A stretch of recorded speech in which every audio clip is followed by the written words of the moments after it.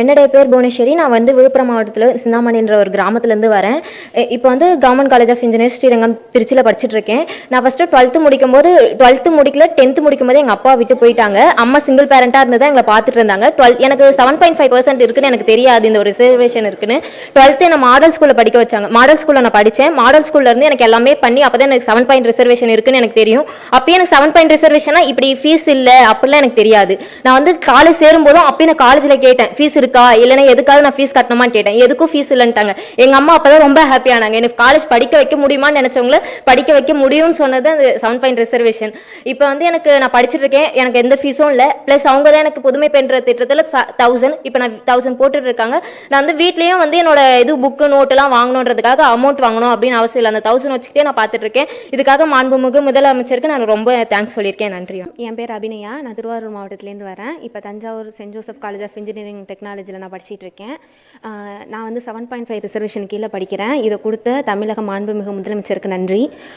செல்வந்தர்கள் மட்டுமே படிக்கணும்னு படிச்சுட்டு இருந்த இந்த இன்ஜினியரிங்கை ஏழை மக்களுக்கும் கொடுத்ததுக்கு மிகவும் நன்றி. இப்போ எனக்கு கல்லூரி கட்டணம் கிடையாது, விடுதி கட்டணம் கிடையாது, விடுதியில் சாப்பிட்ற உணவுக்கு கட்டணம் கிடையாது.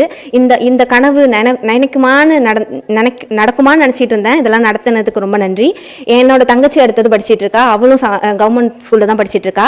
அவளுக்கும் இந்த வாய்ப்பு கிடைக்கும்னு நான் நம்புகிறேன். அதை எல்லாத்தையும் நிறைவேற்றி வச்ச அரசாங்கத்துக்கும் தமிழக முதலமைச்சருக்கும் நன்றி. என் பேர் பிரவீன். நான் கள்ளக்குறிச்சி மாவட்டம் சங்கராபுரத்துலேருந்து வந்திருக்கேன்.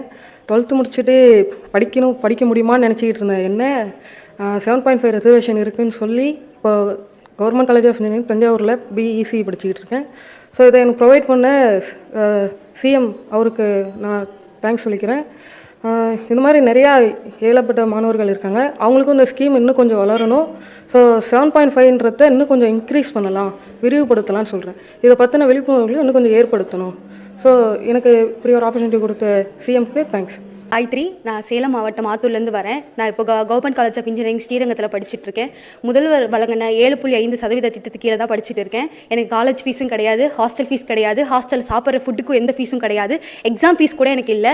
ஸோ இதனால் எனக்கு படிக்க ரொம்ப யூஸ்ஃபுல்லாக இருக்குது. என் பேரண்ட்ஸ்க்கு ரொம்ப ஹெல்ப்ஃபுல்லாக இருக்குது. எங்கள் அப்பா ரொம்ப சப்போர்ட் பண்ணாங்க.